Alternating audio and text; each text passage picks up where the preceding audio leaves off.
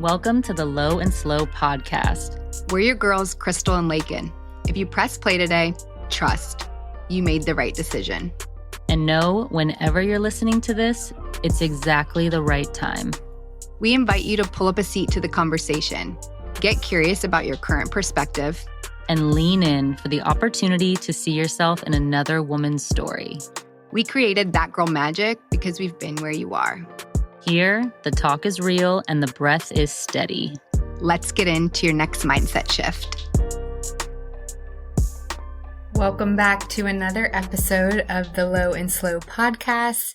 Today we get to get an inside look on who is Coach Laken Summerville. Tell us, Lake. Give us the story. Give us the tea. Who is Coach Laken? How did you get into coaching? Give us your story. So I got into coaching first in the fitness world. I started CrossFit in 2011 and started coaching only about 6 months after starting. So I drank the Kool-Aid, was in the sauce, loved it. CrossFit was life. And I found myself enjoying it very quickly and by way excelling at it to a certain extent. And because of that, I was helping a lot of other people out in the gym. And the owners at the time, who were a friend of mine, were like, hey, would you be interested in coaching? And I was like, yes, absolutely. I would love that. Sign me up. More Kool-Aid. So I got certified, started coaching group fitness.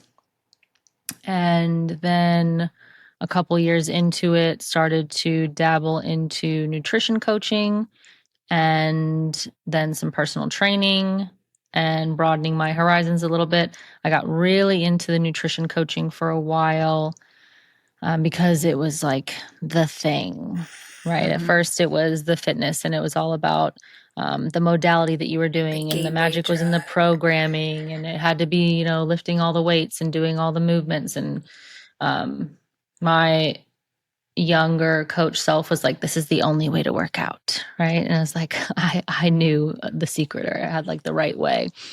And then when I started coaching nutrition, I started to see that, like, okay, well, you can't really outwork a bad diet, and how we fuel our body is really important. And I was still very misinformed at the time, right? Like, it was all about precision and counting macros and being exact and a lot of forceful way of doing things. And as I grew in the way that I was nutrition coaching, I started to find more nuance and meeting people where they were and understanding motivational interviewing style of coaching and asking better questions, right? Instead of just feeling like I had to be right all the time and have all the answers for everybody. And so as I expanded into that, I was doing this all in conjunction with my corporate gig, right? Like my corporate career. So after graduating college, I was wanting to go into hospitality tourism management. I was planning on managing resorts and hotels and spas and that kind of thing. I was actually the turn slated, of events. Right? I was actually slated to move to Vegas right after graduation and manage a big hotel that was being newly constructed on the Strip there. And I graduated during the recession, so that didn't happen. And they reached out to me, the company that had extended my offer, and said, hey, construction is stalled. Our lending has been pulled. And can you wait? Can you give us 6 months? And I was like, no, I can't give you 6 months. I have to figure out where I'm going to live. Like, what am I going to do? Right. So that's where I ended up staying in the area.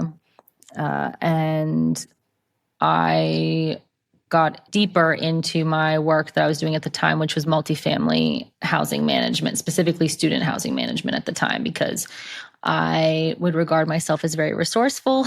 And that was the way that I paid for my housing through college, is I would manage or do at the leasing office at any of the apartment complexes that I lived at. And I would do that in exchange for my rent.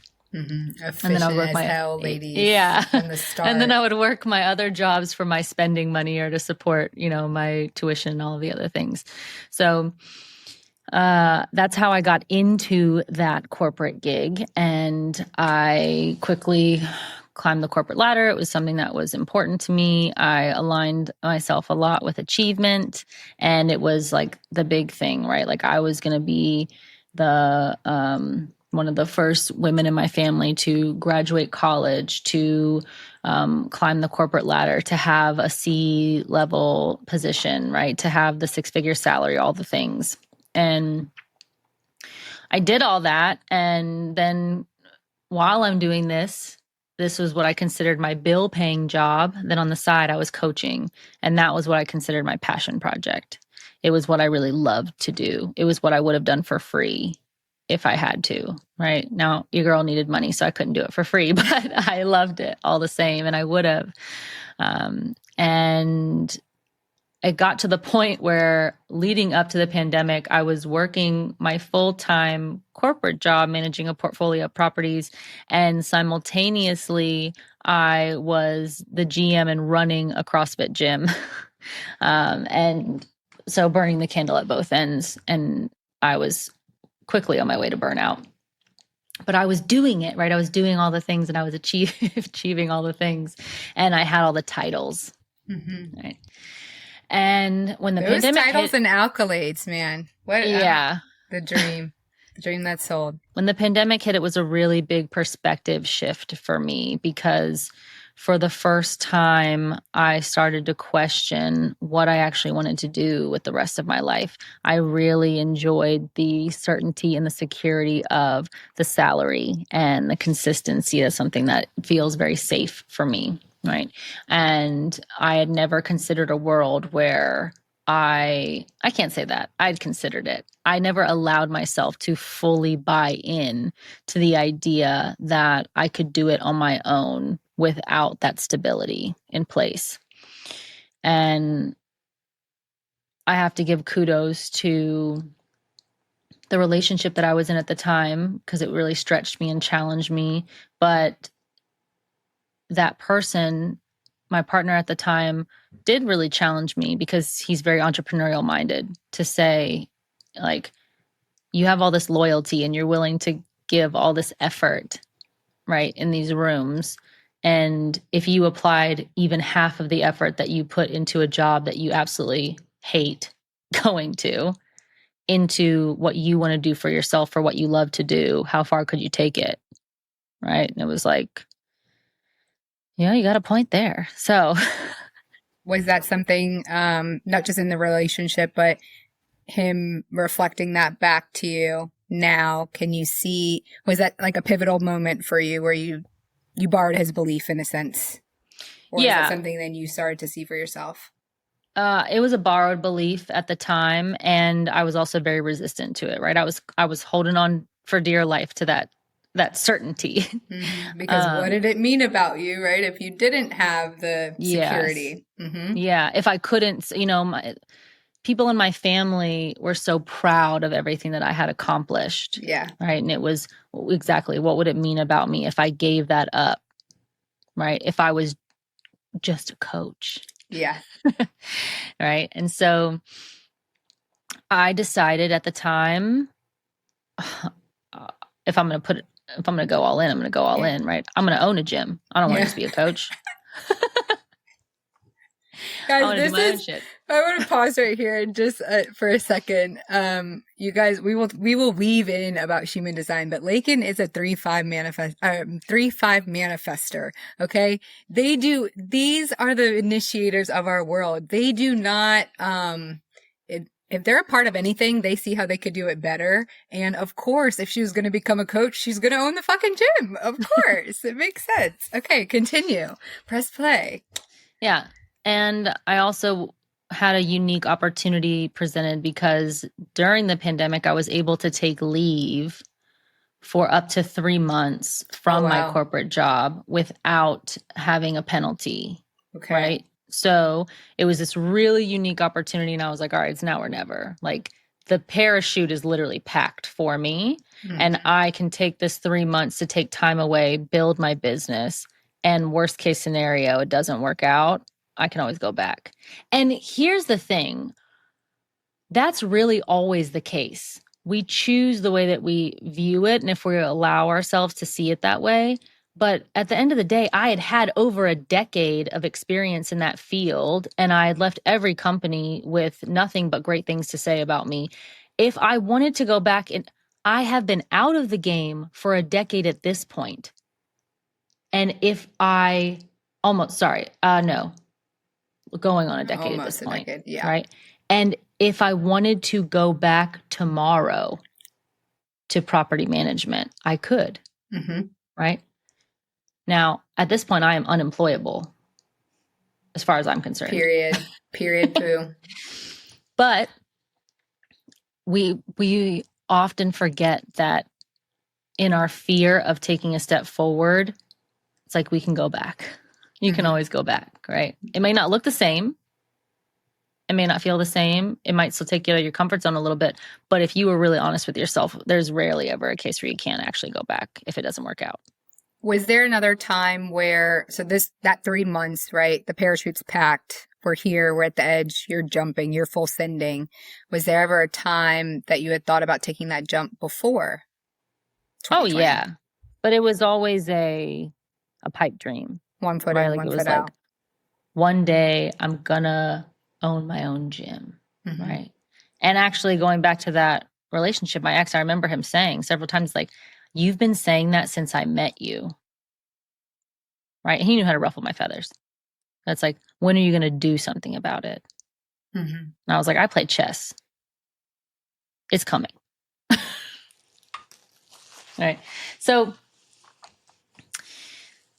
I get this new perspective. I decide I want to do something that I actually want to spend my time doing with the majority of my time. And I take the leap. I bet on myself. Open a personal training studio. What was that specifically that you wanted to spend your time doing? Just to clarify. So you opened your gym I wanted to coach people in a journey to becoming the best version of themselves. Right. I wanted to show them what could happen if I believed in them enough to increase their self-belief. Right. I have a client. She's still with me today. And something that she always says sticks with me. And she'll tell other people this in the studio. Right. People, when they question what they're about to do, like, oh, you think I can do that? I can't do that. And she'll literally say, if Laken believes that you can do it, you can do it. And soon you'll believe it too. So that always stands out to me. And it was like, how can I amplify that impact? Right? And how many people need that? And then there was something special about working with women specifically when they would start to realize what they could do physically and how that would have a ripple effect in the other areas of their life. So when they started to see themselves doing things that they never thought would be physically possible for them, then they suddenly get to show up in the room differently. They get to speak up for themselves a little bit more. And it's because we're chipping away at that self-doubt, that story that we tell ourselves that says, I can't. I was all of a sudden just like, well, I just threw that shit out of the window. So what else can we do? Right.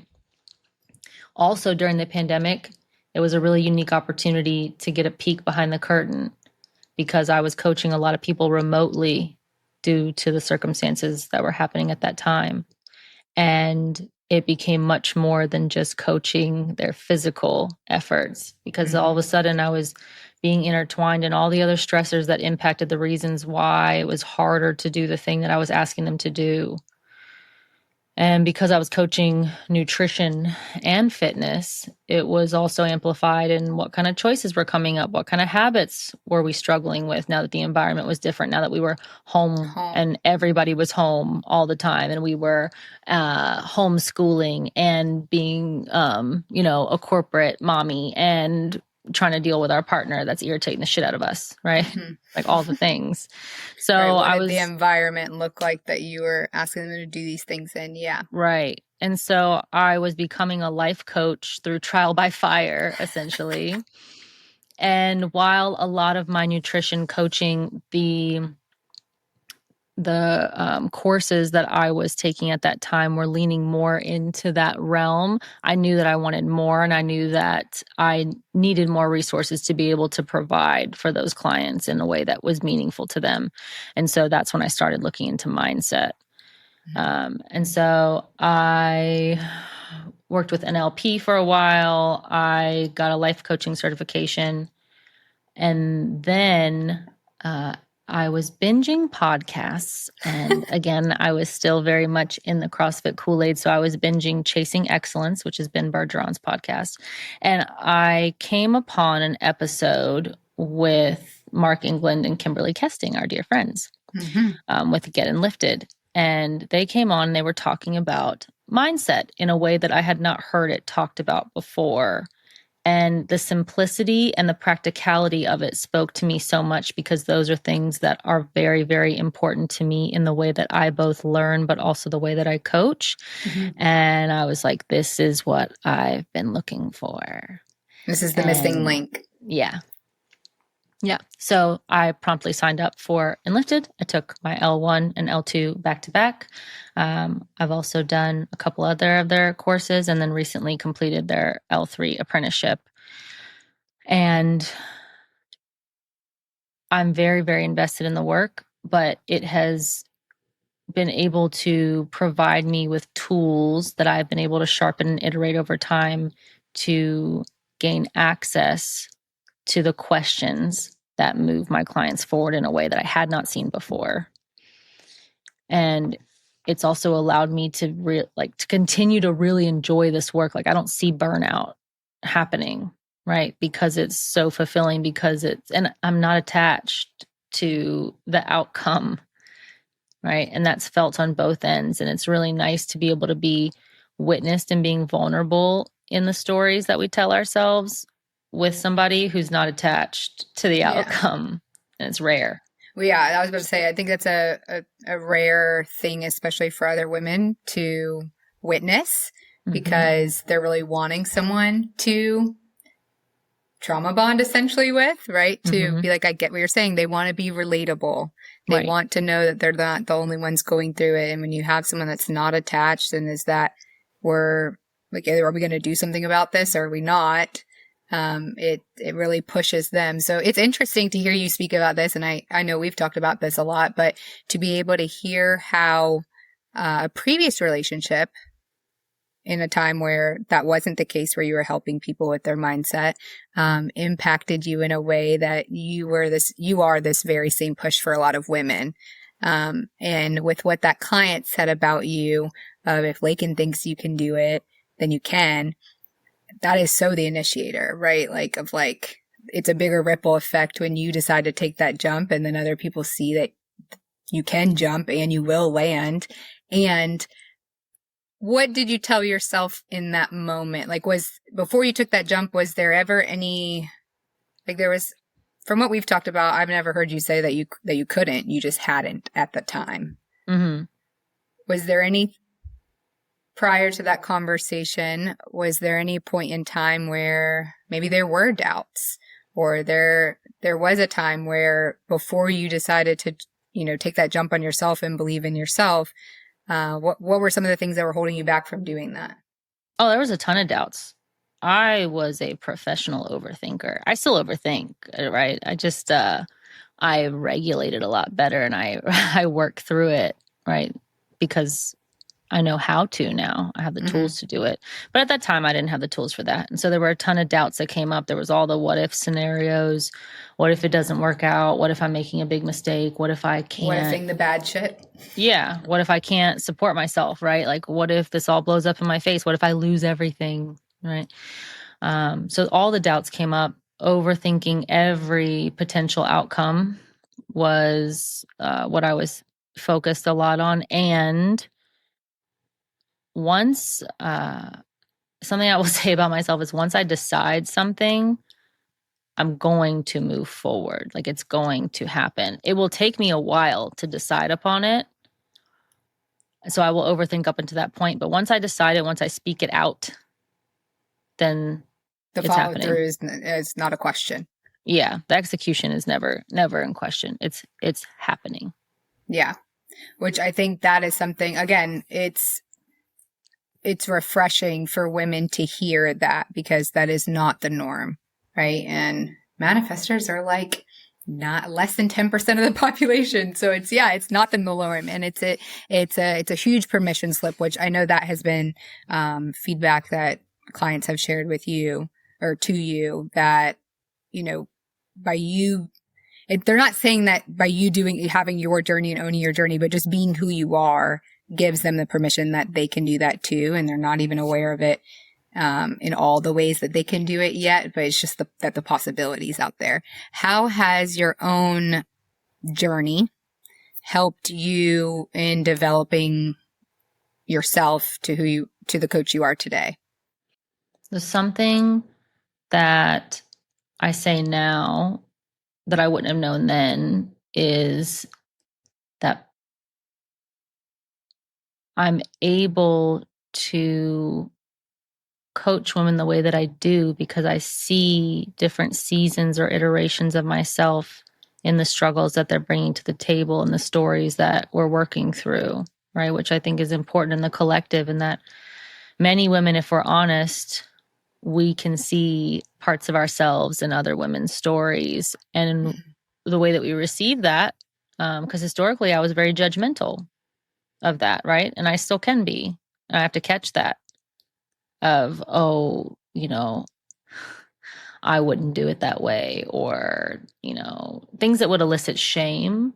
Mm-hmm. And what that really is because we're all mirrors, right? It's reflecting a negative belief that I have about myself that I don't want to admit. Mm-hmm. And so recognizing that over time and doing this work has allowed me to lead in a way without that judgment, of being able to bring grounded energy into the session and remain consistent and neutral and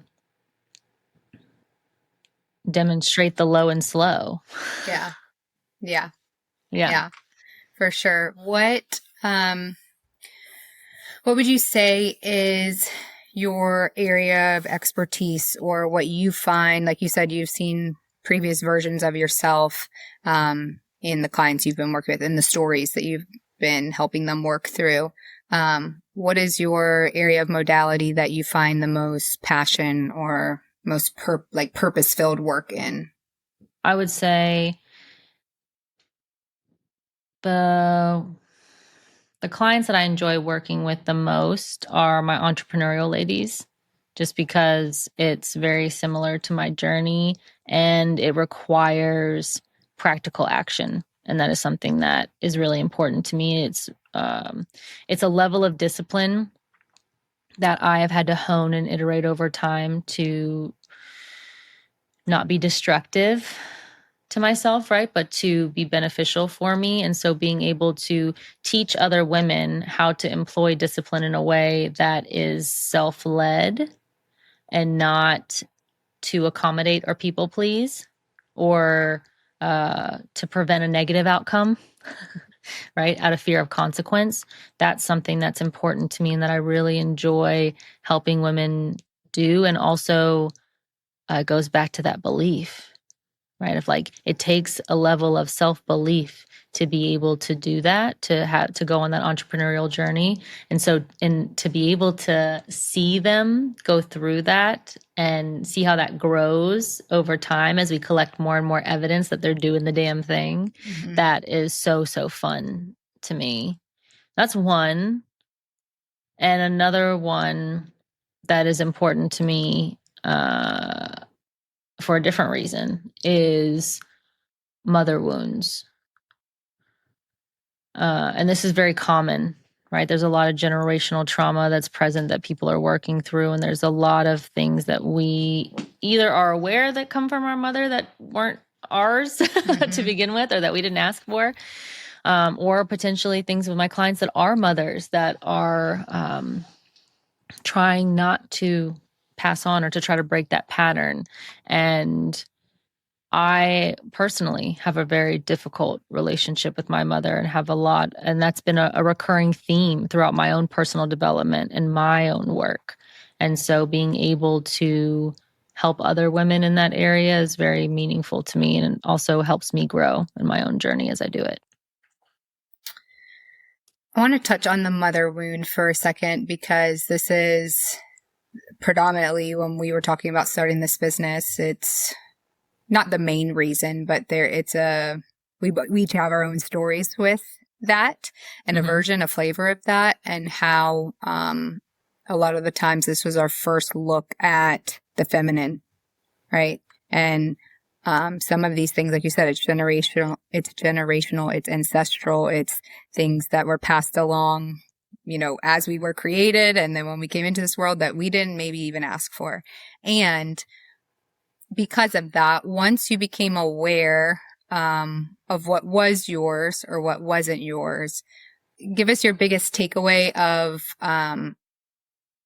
who you, regardless of your relationship with your mom, how did that shape the decision of like who the woman that you were going to become? Like what did that decision look like? Of like, okay, I get that some of this wasn't mine, and I know what is, and like what role did you play in that, in being able to reshape or maybe remother to be the woman you are today? A lot of it was in realizing or deciding that Hi, Bodhi. I was like, scratchy. We should actually wait. Let's pause before you say this. You're gonna hear both of our dogs in this podcast. Okay, Laken has a beautiful Bernedoodle named Bodhi, and I have a beautiful French bulldog named Cruz. And Bodhi, just to give you a little picture, they're saying hi right now. He's like this Merle Oreo, like big snuggle bear, and he's really a Muppet. He is. And it's really funny because, yes, we're best friends, we're business partners, all the things. And our dogs are actually like each other for each of us. Yeah. Which is hilarious. Like Bodhi and I, my dog, one and the same. Laken and Cruzy, the one and the same, like the efficiency, the on time. Not to interrupt your question, but I just had to say that because you will hear them. Maybe a scratch or a little bark or something. You're going to hear them on here. Yeah. They're part of the conversation. They're always watching. Yeah, I think for me, it was deciding that I can have forgiveness for my mother without her consent, or without having to have her participation in that, right? Like for a long time, I really wanted justice. And I wanted personal accountability. And it didn't serve me. And it kept coming up again, no matter how much work I would try to do around it or how much I would try to avoid it. And realizing that I can have that grace, and something that I work with my clients on a lot is like this idea of holding conflicting truths, right? That like both things can exist. True. My story and her story can coexist, and her story doesn't have to make mine wrong, and mine doesn't have to make her wrong. And as soon as I can start to view her story as an accessory instead of a threat, that's where I can move forward. Yeah. A bar. That actually just reminds me of a client I was working with today. And it is a scale of 1 to 10, 10 being like, this is so valuable and the biggest shift, 1 being, I don't even know where to wrap my head around this. Where would you say, prior to mindset work, where were you in that range of like, now you can say that, but looking back, where were you starting from? I was starting from victim central, So right? the one. Of like, yeah, all the problems that I have are because of her, right? Everything that's wrong in my life, right? Versus like where the fuck does that put me? Yeah. Right. And that's why I asked Everything that I too. did was in spite of. Yes. Right. That's It why I wasn't asked really that. for me. Because it's like so many times, we could say where we are now and then like, what does this look like when you are there? Right. So if you maybe heard something in that little snippet where you're like, oh, I was kind of saying that same thing regarding my mom, where it's like, okay, well, this is where we could do some work there. Right. Yeah. Because we can live in the projection. We could continue to not take personal accountability or just ownership over what that is. And we can continue to have that story be written for us in that way, or we can decide to change it. We can decide what we want that to look like. And if there's a certain point, especially with moms, like whether, or anyone, if someone's out of your life in a certain relationship where it's like, well, they've stopped playing the part in that. And who's the only one that is allowing them to now, right? Or who's continuing to play the part in that, in their place, which is us. And it'd be really easy to stay there, right? It's really easy to stay there. It's comfortable to stay there. Yeah, absolutely. What is one thing that this version of Laken would tell a previous version of herself? You can choose any one, but to go back to, doesn't have to be the most challenging, but just go back to any point in your life where this, almost in this reparenting that you have done, I want you to choose a specific time. And what is one thing you tell that previous version of yourself? I would go back to 9-year-old Laken. And I would tell her that it doesn't seem like it right now, but anything that you decide that you can do, you will do. So decide on whatever you want. And take action. Decide and do it. Because it's already done when she's decided. Yeah, exactly. It's already done, right? So it's like decide and thug it out.